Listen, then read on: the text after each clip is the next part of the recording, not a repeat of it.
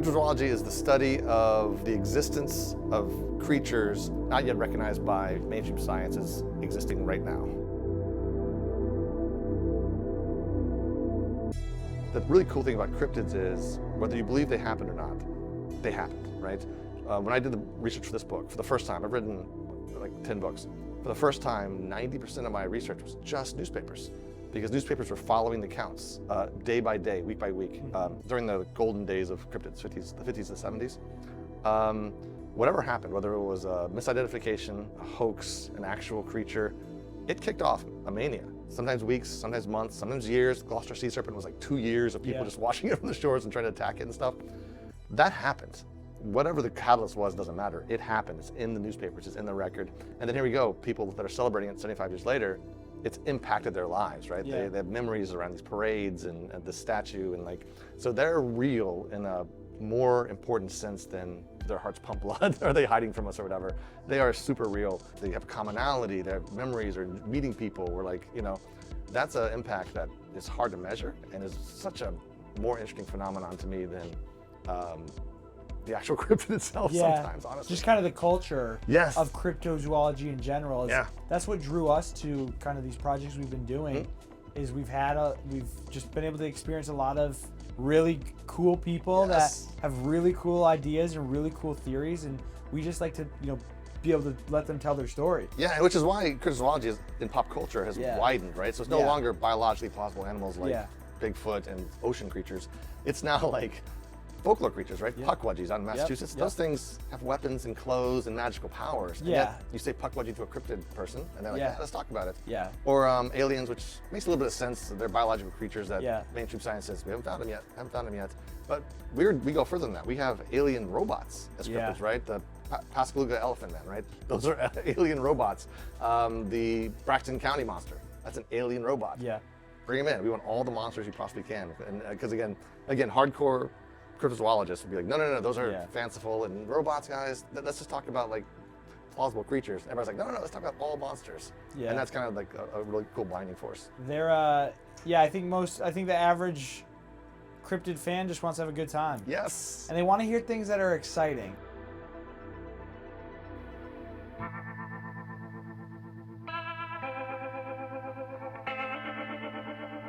How do you kind of weed through hoaxes from what you believe to be authentic accounts? Okay, so let me just say this so nobody is under any misconception. I am not a boots on the ground investigator. I don't go out on the weekends traipsing through the woods looking for structures, looking for footprints. I talk to people. That's what I do. So in that, there's a number of things that I prepare myself for. And one of the things is the terminology that they use describing their experience. And you know, there's some nuance to this, I guess. So depending on the conversation and how it's going, I'm going to assess, do I feel that this person had an experience and then started to dig into superficial research, YouTube videos, Bigfoot, and watching Finding Bigfoot, Expedition Bigfoot, because you'll find if people start using terminology like structures or foot casts or mid-tarsal break, everybody loves to talk about mid-tarsal break. But if you start using too many of those terms with me, I start thinking, okay, you had this experience a year ago, but you're using all this terminology that's been thrown around and being used by, the big names in this stuff. So that's kind of a warning flag for me. If you are too specific about any one thing, that's a red flag for me. If you're telling me that, it was 28 feet away from me, and it was, I went over and I measured where it was, and it was 7 foot 8 inches from this point to the top of its head, so I know that it was at least 7 foot 8. if you are in an encounter with something that is 7 foot tall, 8 foot tall, 9 foot tall, 3.5 to 4.5 feet wide at the shoulders, you're not sticking around to measure it. Anywhere from 600 pounds to, in some estimations, up to 1,000 pounds, and your hair covered, and you're obviously wild, and you stink, you smell really bad. You're gonna be. Better hope you wore brown pants. Yeah. So, you know, when you start getting really, really detailed in the little things, that's a warning to me. Something that strikes me about people who I believe have had a real experience is when they get flustered when they're talking about it. When you can see the emotion coming back, and they get nervous, and they kind of stumble over themselves, and you can tell that there's a shakiness in their voice when they're talking about it. That's when I start buying in, and that to me is a real tell as far as somebody had a legitimate experience. Was it necessarily Bigfoot? Did they maybe come across, maybe the lighting conditions weren't right, and it was a wild animal, it was a bear, it was something they didn't recognize, they'd never seen before, and their mind went to that. It's possible, but those tend to be the people that I pay more attention to. You know, in my show, it's a conversation based interview show. So, you know, I don't sit there with a list of questions to ask anybody. Yeah. I have an idea of what we're going to be talking about because, you know, typically they'll contact me and say, hey, I had XYZ happen. So I have an idea what I'm going into. Yep. But man, and the other thing is, if you start keying in on things that are topics that are, you know, like some people like to believe that they're after having an experience and they start talking about it, that people want to shut them up. So, you know, when you start talking like that, it's like, listen, dude, that they don't care. Yeah. You're nobody. I'm nobody. You know, I mean, I got a show that has thousands of people listening to it every week, and they're not interested in what I have to say. They're not going to be interested in what you have to say. You know? Right. So those kind of things are what I watch out for. Some of the things that I'm interested in learning about is either the difference or the correlation with like Bigfoot, wood devils, devil monkeys, and some of that stuff that, you know, people see, claim, and it's been kind of floating around a while. You know, what I'd like to do is eventually kind of peel back and kind of see what it is, and get your insight on some of that. I mean, I think the like Bigfoot and wood devils, to me, they're kind of a similar thing, the same thing. At least personally. Devil monkeys thing, I don't know. I mean, there's a lot of devil monkey stories around. I've heard of the Daneville one. That could just be like an escaped monkey kind of thing, as Lauren Coleman would say, the kind of the out of place animals category. The wood devil stuff I've been really interested in. I've spent a lot of time up in the Berlin area in Coos County, Pittsburgh. I've tried to track down the origins of the wood devil story. Haven't been able to do so successfully, but I was told that there was a book from 1888 that had the history of Coos County. Supposedly was the first one to mention that, but I have not been able to track that down. I can't get a physical copy. But I've been told stories of people who grew up in that area and said, oh, you know, my family used to have a camp in Pittsburgh, and they would warn us in the 70s, don't go in the woods or the wood devils will get you. And that was kind of like a boogeyman story. A lot of cultures do that with the monsters all over the place. Like, nothing new, right? Makes sense. But because a lot of people think the wood devil's story was kind of invented on the internet, but I've found that it actually predates the internet. Okay. I don't know, again, to what extent. Supposedly this old logging story, and I've heard of stories of people talking about big debate, the bears that scream at night in the mountains. Obviously bears don't scream at night, so that's kind of a little bit of a point of debate. But yeah, I've heard a lot of stories, and to me, a lot of the wood devil descriptions and the sightings just fit the sort of what we think of as Bigfoot in the modern day. And probably one of the most interesting stories I have that kind of relates to the wood devils was I was doing a library talk in Dover, New Hampshire, early 2020, right before COVID. And one of my favorite parts of doing like a library talk is people tell you their stories afterwards. That's just awesome, right? So I'm out there and I have, you know, Q&A, and then I have people coming up after me. after the talk, and this lady comes up to me and she starts telling me this story. She says it was either her uncle or her dad. He was a prison camp guard at this place called Stark Camp in northern New Hampshire, a little place called Stark, middle of nowhere, Cause County. World War II, there was a POW camp there, right? They had Germans up there. There's actually a famous escape where one of these Germans made it all the way to New York City before he got caught. A pretty amazing story. There's a book about it. So that camp was up there, and this lady had said, yeah, it was either her dad or uncle. He was a guard up there, and they had put the Germans on logging duty at one point. And the guys had reported they didn't want to go in the woods because they were scared by a gorilla in the woods, which is a very oddly specific description. And if you're going to make up some weird animal to get off logging duty, maybe an elephant or a rhino, like, you know, why gorilla? That's such a specific description. And I guess the local guys said, oh, those are just the wood devils. So they related it to something they knew. How would these German guys, who were obviously not there by their own will, I mean, this is World War II, you know, it's like an American guy being in some random forest in Germany, predicting the local lore about some creature like Krampus or something out there, right? It doesn't make any sense. Like, they wouldn't have had prior knowledge, especially pre-internet era. So that was a really weird story.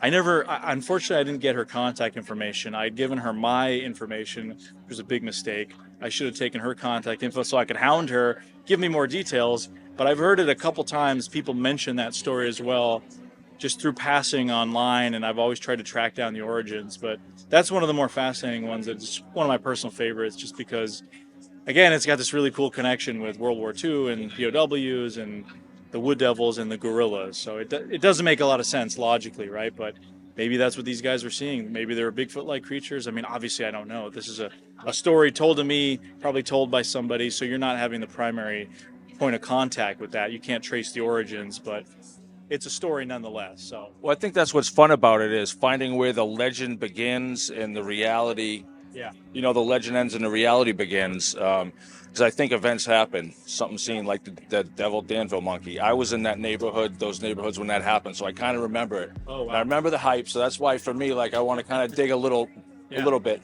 And it probably was likely an escaped pet that nobody wanted to claim. Hey, that happens. I mean, you have a lot of escaped critters all over, and it can cause a frenzy. And then what happens a lot of times with some of these, not only Bigfoot cases, but other cryptid flaps, where it's, it's J.W. Ocker, who wrote the book United States of Cryptids. He gave a talk last night talking about, they call them the one-night stand cryptids, where they're only seen once, or it's a short period of time, say a week, where there's sightings. But what happens is, let's say there's a monkey being seen, and then people suddenly are not able to judge. Let's say they see a dog in weird lighting running, and they're like, oh my God, I saw the monkey too.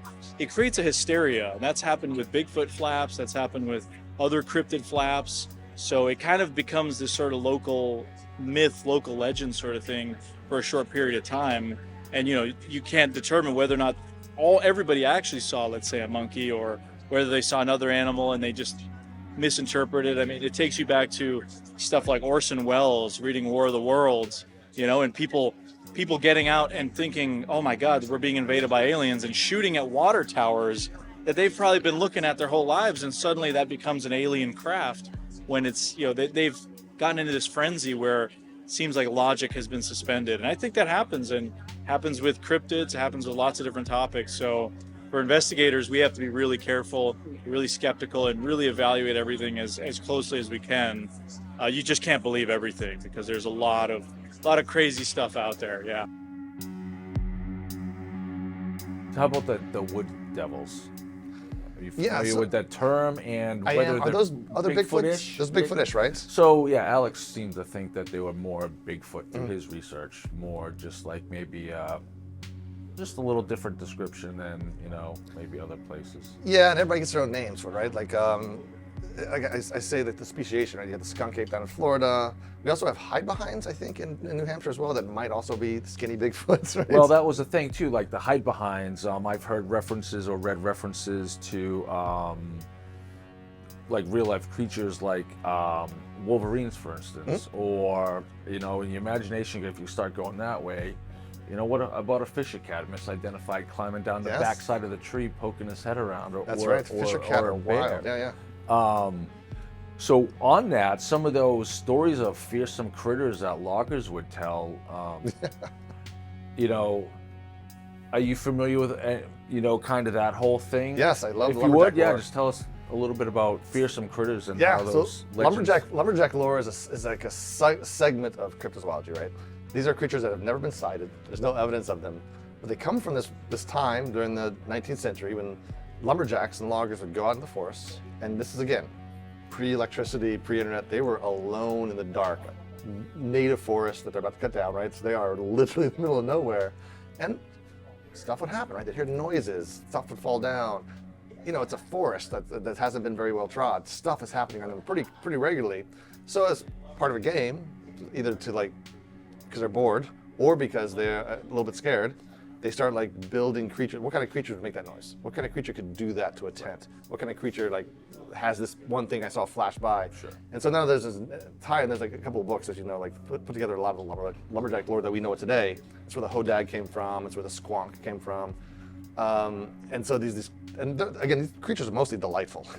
they're usually told with a bit of whimsy, and they're told with almost like a tall tale, one of those kinds of stories. But again, because we want as many monsters as we can, we grab the lumberjack lore along with biologically plausible, along with the folklore, and they're just another part of this happy family of monsters. As far as content in the Bigfoot community, in the Bigfoot space, they seem to be having a difficult time trying to repackage themselves since Finding Bigfoot. Expedition Bigfoot's on maybe its last season, and that might not get picked up again. These shows that were 10 years ago were just booming with ratings, making all this. Everybody watched Finding Bigfoot. Everybody knows who Bobo is. Yeah. But that's changed. I think talk a little bit about that. I'm actually glad you brought that up, because I think people are sick of that. I think they're tired of hearing these people's expert opinions. We're getting raw stories from, people that aren't notable, people that you would never see them in your life, except for this video we put together. People that have some, solid stories, and just hearing from the real majority of the belief group what their thoughts are, because that's what people want to hear now. I think just culture in general, I think people are tired of talking heads. I think they just want to hear from sources. So that's been our focus, is let's go to the sources, because there's a lot of guys that they'll sit there week in and week out on a live stream or a podcast, and they'll give their opinion of things, and I don't think you need that. I think people just want and see the same evidence over and over again. Yeah, they talk about a lot the of these same guys things, will the same definitely things. show you the same things that they found. It's great, okay, but we got to just add that to the pile and move on at some point too, right? It seems that sometimes their claim to fame is that one piece of evidence that they have. Yeah. I don't want to take it away from anybody, but at the same time, we're trying to get beyond that. At least with Man Ape Among Us, what we want to do is take part of the approach, and you've inspired us to kind of change our narrative and our direction to go with this project, because you actually have enough material in the documentaries that you've put out with Penford Media. You and Zack have done a great job with those, and appreciate that. Those can be mined for forever. Yeah. There's so much information in that. Yeah. That when we get a question on a real life problem or a situation, as we get further into this, these are great resources. Yeah. And you package them in a way where it's consistent information. So it's not like you got to go sort through. If you go take the time to watch them, you're going to get what you need, and you can literally take notes and use those as great references. And that's what I love what you guys do.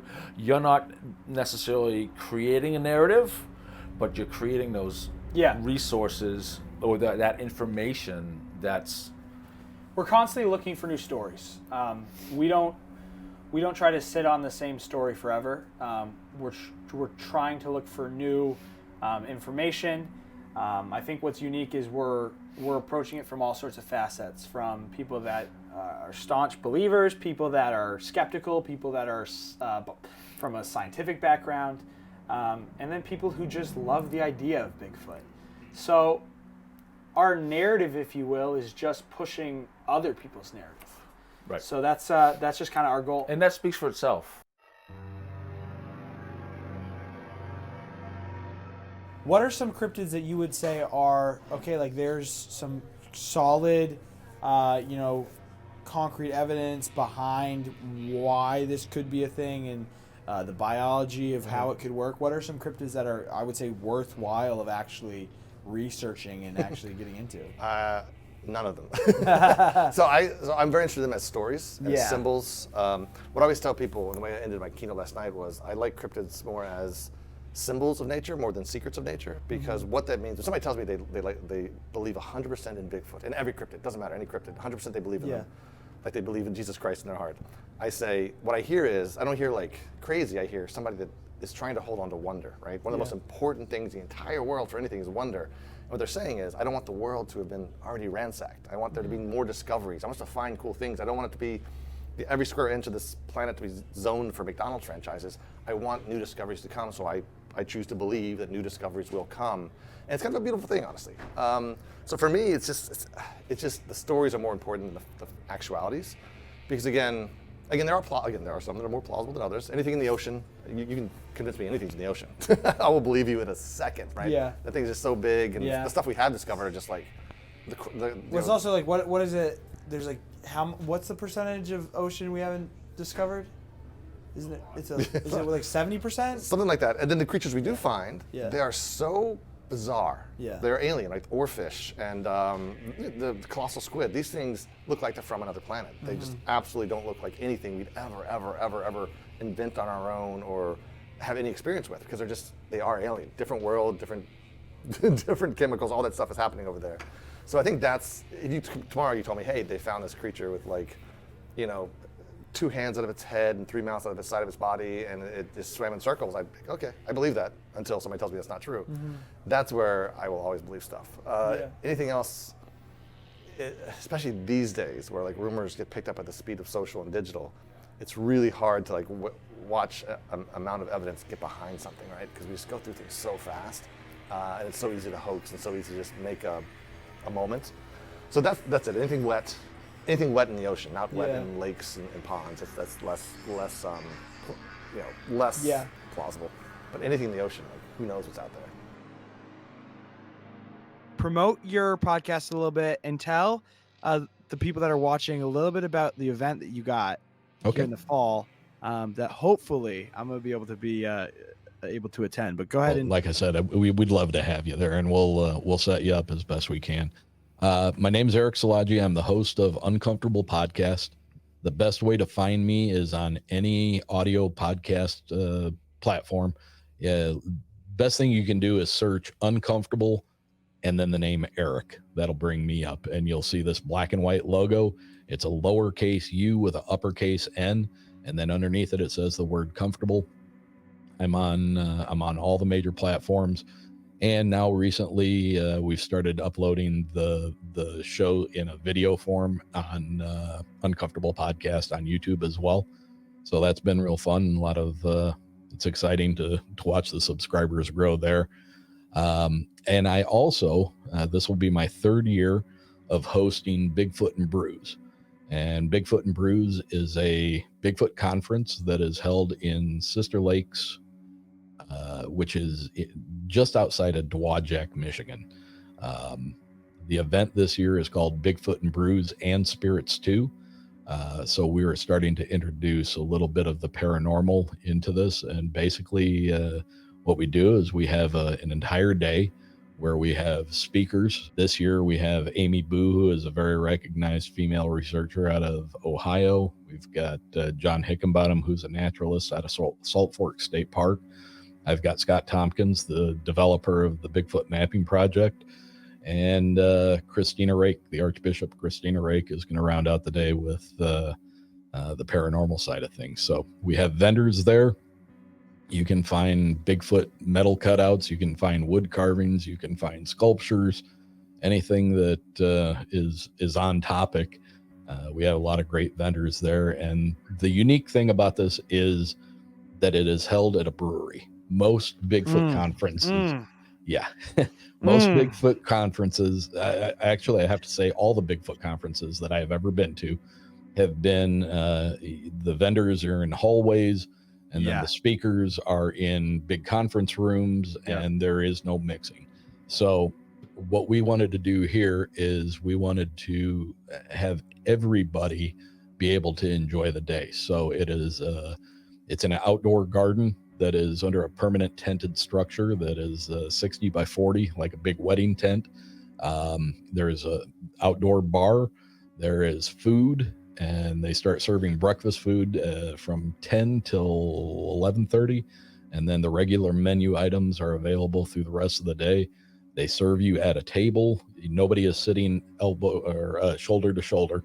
You're all sitting at tables and fresh air, and it's just been a fantastic experience, man. It sounds great. Really have had a lot of fun. Eventbrite, just search Bigfoot and Brews and Spirits too. That'll take you right to it. Or you can go to the Uncomfortable Podcast Facebook page, Uncomfortable Podcast 65, and there is a link to the event there as well.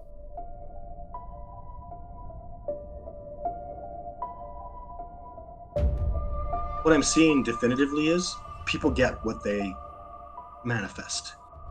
I want to go live with the Sasquatch. They're the ones that are really free, and I sure feel that. I feel their freedom. I feel their one of the most powerful things about Sasquatch is their absolute adoration and love of nature and the wilderness. That's why there's a story I tell people about Sasquatch, and they're very aware what domestication has done to the Native Americans who've been around them for thousands, tens of thousands of years, and they fear that. They know that what that path leads to. The day they pick up an axe, the day they start making fires and embracing that technology, once you go down that path, you can never come back. We could never go back. I can't live like a Sasquatch. I will never be able to evolve where I could run around naked and survive in -20. I just don't think it's possible. Maybe through genetic engineering or something, or you put a little Sasquatch DNA in me. But beyond that, we'll never know what that freedom is like, to just roll out from under a tree and just walk off and have all the tools you need right here. They can literally run down a deer and take its life and eat it. And they love the rawness of it. They love that connection to it. They have an understanding like you and I will never know what it's like to love and respect and appreciate a deer, and yet having the heart to take its life and consume it. We don't know that. You don't love cows, right? And you don't kill a cow. Like, they love the deer, they love the animals, they respect them deeply, spiritually, admire them, and yet they put hands on them and kill them and take their lives and nourish their body with that. Do you understand the level of connection, of reality? We see our meat in plastic wrap after it's been in a field protected by barbed wire. We don't admire cows. They're not amazing, beautiful, wonderful creatures that are connected. That's not Sasquatch. They go through the whole process, and you must understand the wisdom and the connection and the brilliance of that kind of existence. Oh, look at that beautiful bird. It's like, break its neck. It's delicious, and I eat it. I love the bird and I respect it. And yet that grouse is delicious, and I'll nourish my body with it. To have that level of savagery and lack of civilization and connection to the earth. Like, we have that. You get anger. You have these desires. And some people I take out in the wilderness, they have that hunting desire. They have that burn inside of them. And that's their nature. And the Sasquatch never left that. And to me, you're just dealing with a being who has levels of wisdom and understanding. It's so next level. I see it all the time. The only time I ever think I'm ahead of Sasquatch, if I try to verse them, the reason that ever happens is it's just because I'm so far behind that I think I'm ahead. You know what I mean? They're so light years ahead of me. Oh, I must be ahead of them. No, they're just way, way, way ahead of you. And we're learning that with things like chimpanzee. They have this, they call it working intelligence. And I've seen this is something new. You'll love this. So they have this little thing that Japanese researchers did with chimpanzee where they do a pop-up. And then how many pieces do you remember? Chimpanzees blow us out of the water by 3 times, the smartest men in the world. And that's what's called working intelligence. They can have the ability to memorize something. You go, what the hell good is that? Let me tell you what good it is. A Sasquatch will come out of the wilderness and he'll move through the trees. And he'll look at me and he'll move back exactly through the trees and through the ground because he's memorized the earth, right? That is brilliant. And I see that. There'll be Claudia Ackley, the lady who helped me with the California lawsuit. Her sighting, really, her daughter had this accounting that shocked me. She said the little Sasquatch looked forward and then looked at her and kept running and moving around the trees. while they were looking at them. That was terrifying to see that. How could they do that? And I go, oh yeah, they take a picture. Can you imagine? You're so damn smart. You know, I could turn this way. I know in 3 steps go this way, and it's down and up. You only have to look forward every 15 seconds. I can't do that. No human being can do that. The level of what's going to be advantageous in a moment is going to blow your freaking mind. They have the whole area memorized. And then listen to this. This is going to blow your mind. This is totally woo. So I'm on an expedition with an MD, brilliant, brilliant man. And the Sasquatch picked some berries for us. So we're leaving them berries and apples. They're around. We're having some incredible interactions. So they pick some berries for us, but within 10 yards, they pull 3 stones that stack up. So there's 3 stones, 3 holes. And they basically reach into the ground, pull it out. There's no digging around for it. And they're at various depths. And these stones are the same size and they stack. And then I go, so I'm there. I'm a little bit of a dumbass sometimes. I go, what's interesting? You go, the MD goes, that's interesting. Do you understand what's going on here? I go, no, what do you mean? They can see into the earth and they're trying to show you that. And I go, what? He goes, here, take a shovel and go find me 3 stones that match. I dug for like 2 hours. I couldn't find 2 stones that match. And the place looked like a goddamn battlefield when I was done. Do you understand? There was a stone that was 6 inches deep, 2 feet deep, and 3 feet deep, and they dug right in the ground and pulled it straight out. They weren't digging around for it. They literally felt it in the earth. They have an ability through telepathy to do that, and that's what they were trying to teach me, and I couldn't see that. Do you understand how genius that is? That is freaking genius, and I filmed the hell out of it, and I couldn't put it up anywhere. Nobody liked the video because they go, well, that doesn't make any sense. I don't understand. Do you understand what they're trying to teach me? They can see into the earth, man. Like they can you imagine what that would be? Like now maybe you could communicate with the trees. And the stuff we're learning about trees and mushrooms communicate with each other. They've proven that. And now while watching mushrooms communicate, they've seen mother trees defend their offspring by killing other trees with their roots. How does a goddamn tree know to defend its offspring? Where's the brain? Where's the thought process? It's there. And now we can prove it. Like, things are not as they seem. Things are so much richer and deeper. If you think you've got this place figured out and there's not much left to learn, you're not paying attention. There's so much going on here. Even the most conservative quantum scientists will tell you we're literally perceiving 5% of the world around us. Most agree it's more like 2. Well, I see everything. No, you don't. You see through a small little spectrum of what's going on. And your abilities are far beyond the capacity of what you're capable of and what you're doing. And you need to work on that. All of us have that responsibility. I've freaking spent nights climbing to the top of these freaking mountains fighting for this discovery. But you don't know the blood and the sacrifice I put into this. That's what's frustrating. Is I've done that, and the people that know me don't doubt it. If you went to the top of Radium with me, you're in the hell of middle of nowhere.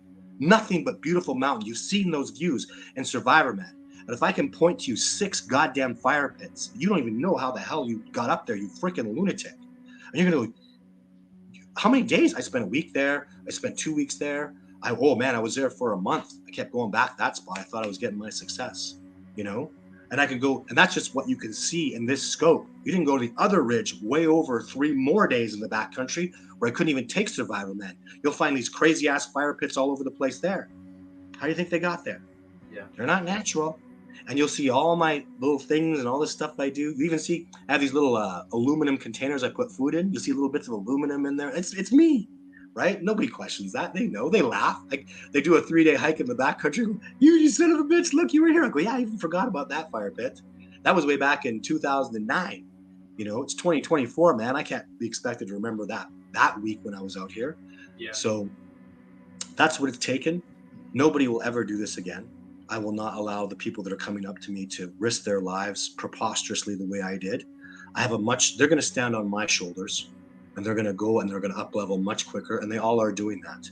So I made a lot of mistakes. I've spent hundreds of days out there where I wasn't doing things. I was learning what not to do. And Thomas Edison talked about that, right? Hey, what have you done? I found 500 ways to not make the light bulb and what to not do. And people laughed at him and I didn't laugh. And I know because I've been there. I know how advantageous it is because you'll never make those mistakes again.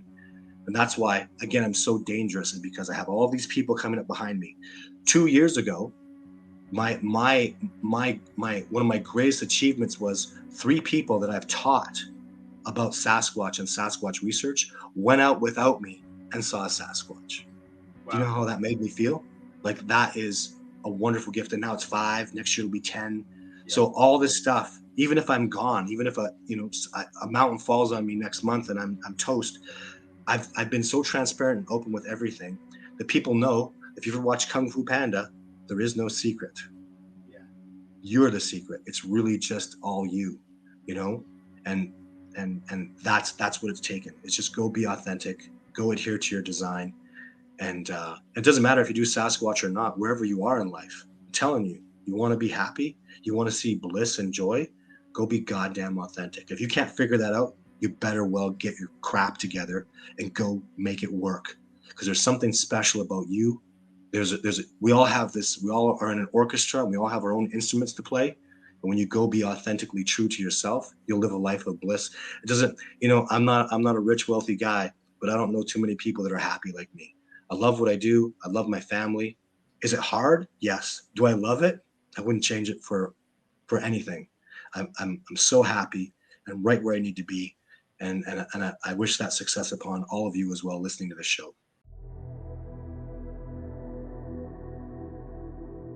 How do you feel about how technology could possibly hinder the space? Yeah, so the way it will, or the way it has, is getting in the way, right? So it's probably a better example in ufology, right? Where right now, because of drones, you literally can't trust anything you see in the sky. Like drones are small, fast, they do all the things back in the day, you'd prove it's a UFO by saying, the thing zigzagged like this, planes don't move like that, right? Yeah. Drones can do that, drones can arrange themselves into giant dragons across the sky, right? Yeah. So nowadays, the poor ufologist, man, I would not want to be one, because it's impossible for you to be like, oh, like I saw a blinking light in the outline of a triangle. Yeah, who can do that? Drones. Yeah. So it's a similar thing with in cryptids. It's not as dire, but the fact that, again, we all have cell phones in our pockets that's also a damning thing of the paranormalists, right? Another group of weirdos I love. Yeah. We're like, okay, guys, there's cameras everywhere. There's like literally CCTV everywhere. Where are they? Where are these ghosts? So cryptids are a little bit safe. They're a little bit safe from that because they're a little bit more primitive, right? Yeah. They're out in the middle of forests. They are out of cell phone range. They're on top of mountains, right? So they are a little bit more protected from technology. But maybe the community, I should say. The community. Yeah. How could it hinder? Because so you mentioned puckwudgies, right? Yeah. It's funny because I didn't know what they were, but then all of a sudden my TikTok feed was filled with this weird AI creature that's have you seen those? Yes, where it's where are the puckwudgies in Massachusetts? It's really uncomfortable, children's voices, and I'm like, get this off my feed. I don't want to know anything about a puckwudgie after this. Yeah, no, yeah. I always joked with the technologies I always joked that the reason why the golden age of cryptids was 50s to 70s was because people were bored, right? Yeah. So if you heard about a monster in the woods, you'd go get a hunting party or throw a party. You do one of those two things. These days, if I hear about something, as much as I'm interested in the topic, sometimes I keep scrolling. Yeah. Or I follow Twitter for a while, then I get off on another tangent. So the massive information coming at us, even if you siphon out all non-cryptid information, is too much. Too much, and especially for a field of unseen creatures, you see in them a lot. And that's a good point. I've never thought about that until you said that. But unseen creatures being seen too much is a problem. I think it ruins the lore of it, right? There's a reason people are so interested in things that we have no proof of, right? Mm-hmm. It's just, I think it's the mystery, it's that idea of just the unknown in general is just very intriguing.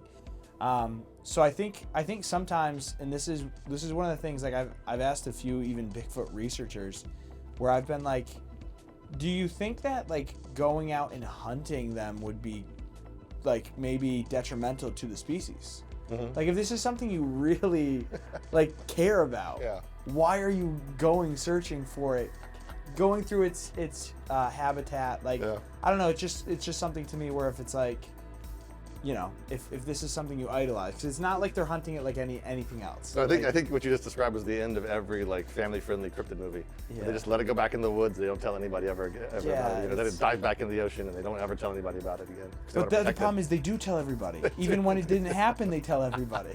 That's right. Well, I mean, man, I should just start a whole show where I just give people stories that we've heard and be like, fact or cap. Just play them a clip of a story someone's told me about Bigfoot, and just be. I'm gonna do that with we'll get one of the top guys. But so the other part of your point about technology in the way is our ability to fact check something is wonky these days, right? Once upon a time, you heard about a creature in the woods, you go to the newspapers, you go to local experts. Only so many channels you go to. Today, you gotta hack through who is an expert, who's not, who's trying to deliberately, and you're facing the entire globe of them, not just your local town full of them, entire globe of them being like, man, it's a lot of work to fact check, so maybe I just won't, which is again endemic of the entire culture we have right now for everything, politics to like sports. Which in turn, if more information does end up just keep pumping out, it might actually be a flip where people are like, I don't even care. Why would I want to research it? I'm sick of, there's too much information. Yeah, I think so that might be a flip too, where it's you might see cryptid interest maybe falls off, but then jumps up because people are just sick of information. So it's like, give me something I don't want to know about. Which is cool, as long as it stays in the fringe. That's where I like the fringe. It's more fun that way. It's so much more fun, and it's so much more just puts everything else in perspective. Yeah. Puts everything. If you can have fun talking about a snarly owl or a snallygaster, you're not arguing about stupid stuff. Stuff that I can actually damage you, right? Yeah. It's a lot better. Yeah, for sure.